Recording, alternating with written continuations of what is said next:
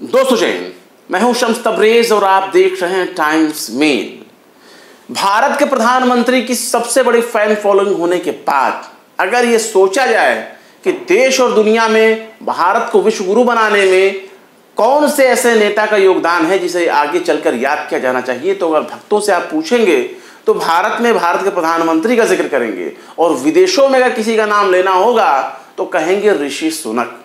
ऋषि सुनक कोई बहुत बड़ा झंडा नहीं गाड़ चुके हैं, कोई बहुत बड़ा रिकॉर्ड कायम नहीं कर चुके हैं जिससे वो ऐसा उनको इतिहास में हमेशा याद रखा जाएगा। हाँ, ये जरूर याद रखा जाएगा कि जब इजराइल फलस्तीन में गोलाबारी कर रहा था, हजारों लाखों लोगों को मौत के घाट उतारने की अपनी मुहिम चला रहा था, गाजा पर कब्जा करना चाह रहा था, तब उसके बीच बचाव में अगर कोई आया था तो ऋषि सुनक इजराइल की मदद करने के लिए बाकायदा तेल अवीव तक गए थे और इजराइल को गोला बारूद हथियार यहां तक की बड़ी से बड़ी सिक्योरिटी उनको मुहैया कराई गई। लेकिन अगर पूछा जाए कि भारतीयों के लिए उन्होंने क्या काम किया, तो अब जाकर के खुलासा हुआ है उन्होंने भारतीयों के लिए ऐसा जख्म तैयार किया है जिसको भरने में बरसों बरस लग जाएंगे। और भारत की सरकार अगर दोबारा तिबारा चुन करके आती है तो ऋषि सुनक भारत के लिए एक बहुत बड़ी चुनौती बन सकते हैं।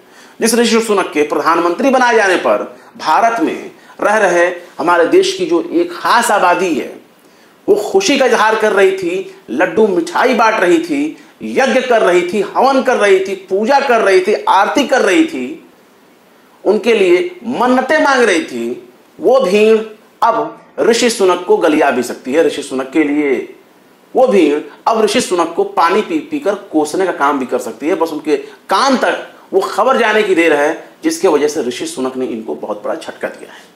ऋषि सुनक ने यह तय किया है कि ब्रिटेन में जो रह रहे भारतीय हैं, जो शरणार्थी बनना चाहते हैं, जो शरण मांग रहे हैं ब्रिटेन से, उनको ब्रिटेन में रहने नहीं दिया जाएगा, बल्कि उनको उठा करके रवांडा में फेंक दिया जाएगा। साफ तौर कहा जाए तो उनको उठाकर अफ्रीका के जंगलों में ढकेल दिया जाएगा, रेगिस्तान में रेत में छोड़ दिया जाएगा कि भाई जाओ तुम वहीं रहो, तुम्हारा ठिकाना यही है। और ऐसे ही करके हजारों लोगों के एप्लीकेशन को ऋषि सुनक ने खारिज कर दिया, एक झटके में ही खारिज कर दिया। और ये भारतीयों के लिए बहुत बड़ा झटका माना जा रहा है, खासतौर से उस तबके के लिए जिसको अंधभक्त कहते हैं, जो धर्म के नाम पर, जो धर्म देखकर, जाति देखकर, नस्ल देखकर किसी के भी अंधभक्ति करने के लिए बिल्कुल तैयार हो जाते हैं। वो सोचते हैं कि ये फला मजहब के लोगों के खिलाफ है तो ये आदमी बहुत अच्छा है, और ऐसे ही लोगों के पीछे ये लोग घूमकर उसको खूब प्रमोशन करते हैं, खूब प्रमोट करते हैं, खूब उसकी तारीफ करते हैं, प्रचार करते हैं। लेकिन बाद में पता चलता है कि भाई जब इनको फायदा उठाने का मौका हुआ तो उसने इनको ठेंगा दिखा दिया। और इस वक्त ऋषि सुनक ने उन भारतीयों को ठेंगा दिखाकर रवांडा भेजने की तैयारी कर दी है। बाकायदा प्रस्ताव पास करके उनको रवांडा अफ्रीका भेजने की बिल्कुल तैयारी कर दी है कि अब इनको ब्रिटेन में रहने के लिए जगह नहीं दी जाएगी, बल्कि इनको कहां ठिकाया जाएगा? रवांडा में। रेडियो रवांडा याद है आपको, जहां नफरत की एक अलग ही बयार चली थी और दो जातियों के लोगों ने इतना बड़ा नरसंहार किया अपनी कमजोर जाति के लोगों को कि आज भी उसे याद रखा जाता है। उसका श्रेय जाता है रेडियो रवांडा। और रेडियो रवांडा नफरत भाषा फैलाने वाली वो गोदी मीडिया आप कह सकते हैं जिस पर दिन रात सिर्फ नफरत का प्रचार किया गया और उसने पूरे देश में आग लगा दी, जाति हिंसा का एक दौर शुरू कर दिया। खैर वो बातें पुरानी हैं, लेकिन उसी रवांडा में भेजने की तैयारी ऋषि सुनक कर चुके हैं। और जून से ही इन भारतीयों को जो ब्रिटेन में मौजूद हैं उनको भेजने के लिए तैयारी करेगा। ये पूरा मामला जो है दुनिया भर के अखबारों में छा चुका है और ये माना जाता है कि जून से रवांडा भेजने का काम शुरू कर दिया जाएगा। 5000 भारतीय भी इसमें शामिल हैं और ये ऐसे भारतीय हैं जो वैध रूप से ब्रिटेन में तो रह रहे हैं, लेकिन इन्होंने शरणार्थी का दर्जा पाने के लिए एप्लीकेशन किया था।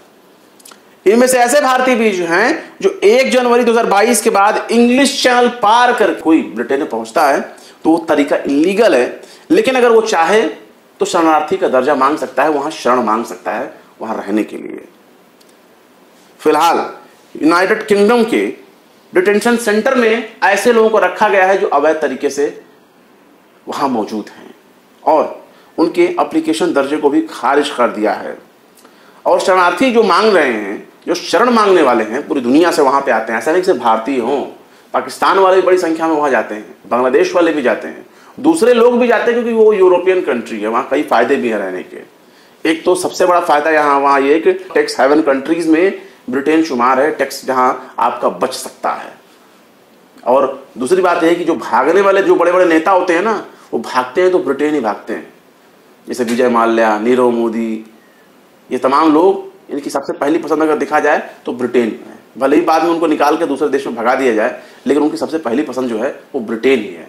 और दूसरी बात एक और है, वो अंग्रेजों का देश है, तो इसलिए अंधभक्तों के लिए ब्रिटेन, इंग्लैंड ये बहुत अच्छे नाम हैं जहां वो अच्छे से फूल फलने के लिए उनको मौका मिल सकता है। ये देश वो देश है जिसने 200 साल तक भारतीयों पर राज किया, भारतीयों पर जुल्म सितम किया। यहाँ के तमाम प्राकृतिक संसाधनों का इन लोगों ने दोहन किया। सोना, चांदी, हीरे, मोती, जवाहरात, यहाँ तक कि बड़े बड़े खजाने लूट करके ये इंग्लैंड ले गए। ये वही ब्रिटेन है। और सुनिए, शरण मांगने वाले जो भारतीय हैं, अगर इनके उम्र पर गौर किया जाए तो इसमें 60% ऐसे लोग हैं, यानी आधे से ज्यादा ऐसे लोग हैं जिनकी उम्र अगर गौर करेंगे तो 18 साल से 29 साल के बीच की है। इनमें से 1200 ऐसे भारतीय हैं जो इंग्लिश चैनल पार करके अवैध तरीके से ब्रिटेन में घुसे थे, और अवैध तरीके से ब्रिटेन या यूं कहें यूनाइटेड किंगडम में दाखिल होने पर जो संख्या है वो लगातार बढ़ती जा रही है, सालों साल बढ़ती जा रही है, जो ब्रिटेन के लिए, अंग्रेजों के लिए एक चिंता का सबब बन चुका है। सिर्फ साल 2022 में ही इंग्लिश चैनल से अवैध रूप से पहुंचने वाले जो भारतीय हैं उनकी संख्या 850 के करीब में, यानी 8049 के करीब में संख्या ऐसी है जो इंग्लिश चैनल पार करके अवैध तरीके से यूनाइटेड किंगडम में एंट्री करते हैं। ब्रिटेन का जो गृह मंत्रालय है वो यहां तक अंदाजा लगाता है कि कम से कम 2000 लोग ऐसे हैं जो 2024 में इंग्लिश चैनल रूट को पार करके ब्रिटेन में आए होंगे। ये उनके कयास हैं। मतलब सोच लीजिए कितने ज्यादा भारतीय वहां पहुंच रहे हैं। और अब बकायदा ब्रिटेन ने प्रस्ताव पारित करके कह दिया है कि भाई साहब, आप सारे लोग रवांडा जाओ और वहीं से किसी दूसरे देश में शरण मांगने की याचिका करो, वहीं से एप्लीकेशन लगाओ और उधर ही जाओ, ब्रिटेन में तो बिल्कुल भी मत आना।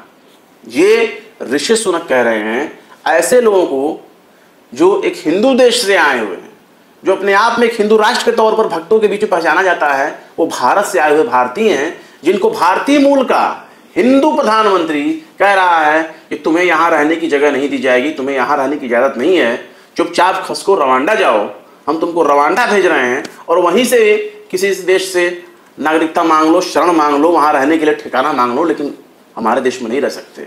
और ये कौन कह रहा है? एक हिंदू प्रधानमंत्री कह रहा है, एक भारतीय मूल का प्रधानमंत्री कह रहा है। वो प्रधानमंत्री जिसके लिए हमारे देश के भक्तों ने व्रत रखे, भूखे प्यासे रहे, चंदन तिलक लगाए, होली दिवाली मनाई, जमकर उसके फोटो को माला पहनाई, उसके लिए आरती उतारे गए, यज्ञ किए गए, हवन किए गए, उसके लंबी उम्र की दुआएं की गई, मन्नतें की गई, खूब जश्न मनाया गया। अब वही कह रहा है कि तुम लोग हमारे देश में रहने के लायक नहीं हो, रवांडा जाओ, हम तुमको अफ्रीका देश रवांडा भेज रहे हैं। ऐसा नहीं कि वो फ्री में रवांडा उनको अपने पास रखेगा। हर एक भारतीय के लिए ब्रिटेन उनको 63 लाख रुपया देगा। ब्रिटेन रवांडा से समझौता किया हुआ है और उस समझौते के तहत हर एक भारतीय को ब्रिटेन में ले जाने पर रवांडा की हुकूमत को, रवांडा गवर्नमेंट को 63 लाख रुपए दिया जाएगा पर पर्सन, हर एक भारतीय के बदले में। और सभी देशों के शरणार्थियों के लिए 18,900 करोड़ दिए जाएंगे रवांडा को। इतने ज्यादा ब्रिटेन में जो है अवैध शरणार्थी बसे हुए हैं। रवांडा में कभी भी ब्रिटेन का राज नहीं रहा है। सबसे बड़ी बात यह है, वो ब्रिटेन का राज नहीं रहा। पूरे अफ्रीका को अमेरिकियों ने, पश्चिमी देशों ने, इंग्लैंड ने, ब्रिटेन ने, इन सब लोगों ने खोखला कर दिया, लूट लिया, अफ्रीका को ही तबाह कर दिया। लेकिन वहां पर कभी इंग्लैंड का तो राज रहा नहीं।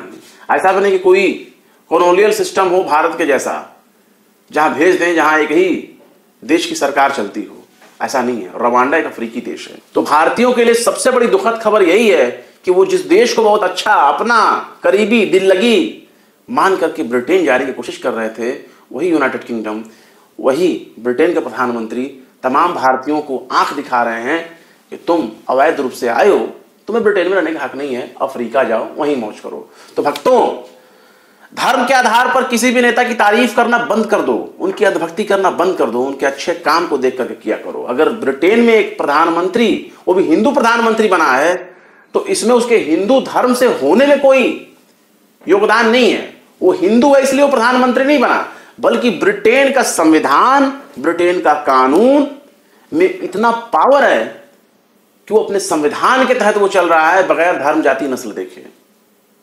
अगर यही काम भारत में हो जाए तो सिर्फ खबर मात्र से ही हड़कंप मच जाएगा कि भारत का प्रधानमंत्री एक मुसलमान कैसे हो सकता है। लेकिन ब्रिटेन में कोई हड़कंप नहीं मचा कि ईसाइयों के देश में एक हिंदू प्रधानमंत्री बन गया।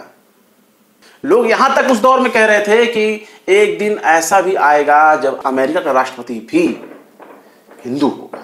हो सकता है, हो, हम भी चाहते हैं कि हाँ हो जाए, लेकिन क्या ऐसा भी दिन आ सकता है कि भारत में भी सर्वोच्च पद पर प्रधानमंत्री कुर्सी पर बैठने वाला कभी एक ईसाई हो जाए, कभी एक मुसलमान हो जाए? शायद ऐसा होता आज के दौर में तो बिल्कुल भी नहीं है, संभावना बिल्कुल नहीं है, बिल्कुल। क्योंकि भारत के संविधान में ऐसा नहीं है कि भारत का प्रधानमंत्री जो भी बनेगा हिंदू ही बनेगा, मुसलमान नहीं बन सकता। मुसलमान ही बन सकता है, लेकिन भारत की जो राजनीति है वो क्या एक मुसलमान को प्रधानमंत्री के तौर पर देखना बर्दाश्त कर सकती है? ये बहुत बड़ा सवाल है। क्योंकि भारत में संविधान है, निष्पक्ष संविधान है, आपके साथ इंसाफ करने वाला संविधान है, लेकिन उस संविधान की मान कौन रहा है? ब्रिटेन तो मान रहा है, इसलिए एक हिंदू को प्रधानमंत्री बना देता है। अब तो हालात ये है कि भारत के लोगों को सोचना चाहिए कि उनका सबसे प्रिय करीबी देश ब्रिटेन है या नहीं। फिलहाल इस खबर में बस इतना ही, फिर मिलते हैं किसी और वीडियो में एक नई खबर के साथ। शम्स तबरेज को दीजिए इजाजत। जय हिंद। अगर अभी तक आपने हमारे चैनल टाइम्स मेल को सब्सक्राइब नहीं किया है तो जल्दी से सब्सक्राइब कर दें और बेल आइकन भी प्रेस कर दें।